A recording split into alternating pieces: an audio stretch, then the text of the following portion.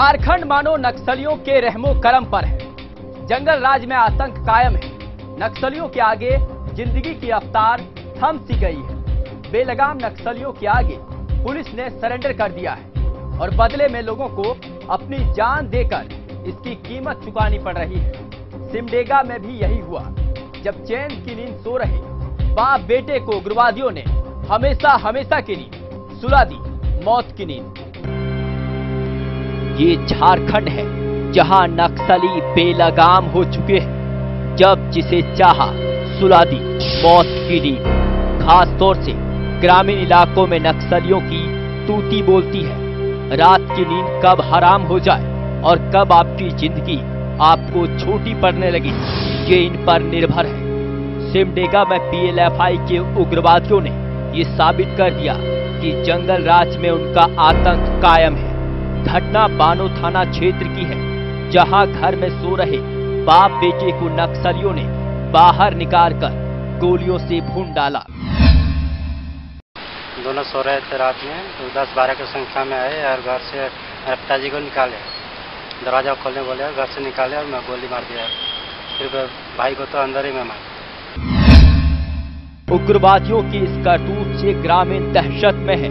मामले की खबर मिलने के बाद पुलिस ने लकीर पीटना शुरू किया। इलाके का खाक छान मारा, पर कोई भी हत्यारा हाथ नहीं आया। आखिर क्या वजह थी कि उग्रवादियों ने रामचरण साहू और उसके बेटे कालेश्वर साहू को मौत की नींद दी? पीएलएफआई के विरुद्ध लगातार पुलिस कार्रवाई कर रही है और मेरे समझ से पीएलएफआई वाले पुलिस के द्वारा किए गए कार्रवाई पर बुखला करके दबी जुबान से ग्रामीणों का कहना है कि वर्चस्व की लड़ाई में नक्सलियों ने बाप बेटे की हत्या की। नक्सलियों के बीच वर्चस्व की लड़ाई कोई नई नहीं है। ऐसे में जब पुलिस मुख्य दर्शक बन जाए तो कितने लोगों को मिलेगी बेगुनाही की मौत, इसका अंदाजा आप भी नहीं लगा पाएंगे। मुखबिर के लिए सिमडेगा से नवाजिश।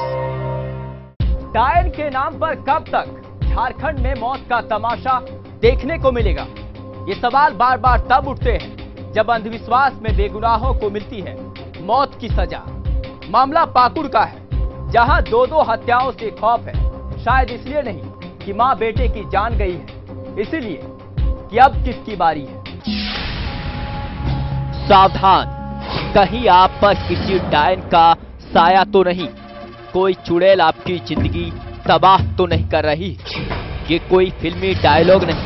अगर आप झारखंड में रहते हैं तो आप पर हो सकता है किसी डायन का साया, क्योंकि झारखंड बनता जा रहा है डायन खंड। ये हम नहीं, डायन के आरोप में होने वाली हत्याएं कह रही है। झारखंड का कोई कोना नहीं है जहां डायन बिसाही के नाम पर किसी की जान नहीं गई हो।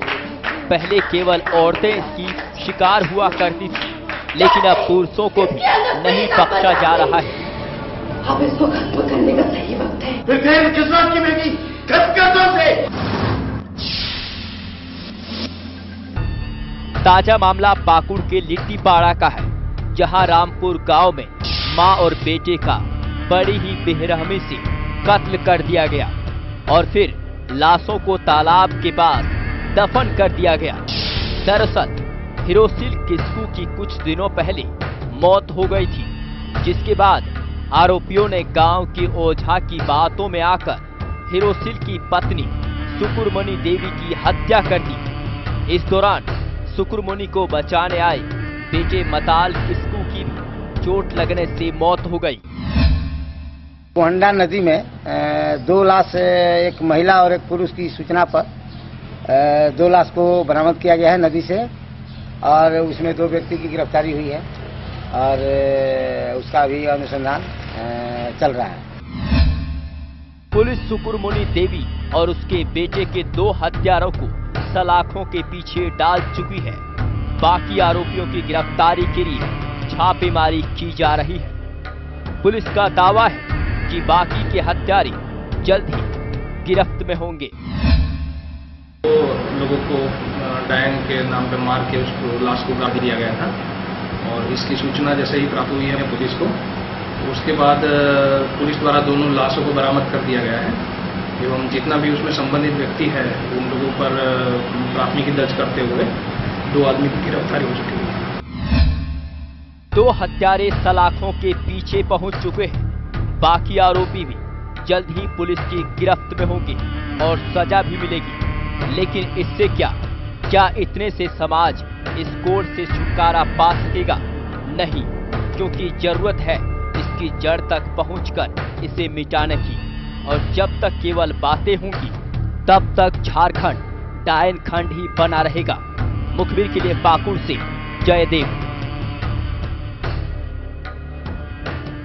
मुखबिर में वक्त है एक और छोटे से ब्रेक का। ब्रेक के बाद मुखबिर फटाफट में देखिए जुर्म की हर वो खबर जिसने आपकी रातों की नींद उड़ा के रखी है।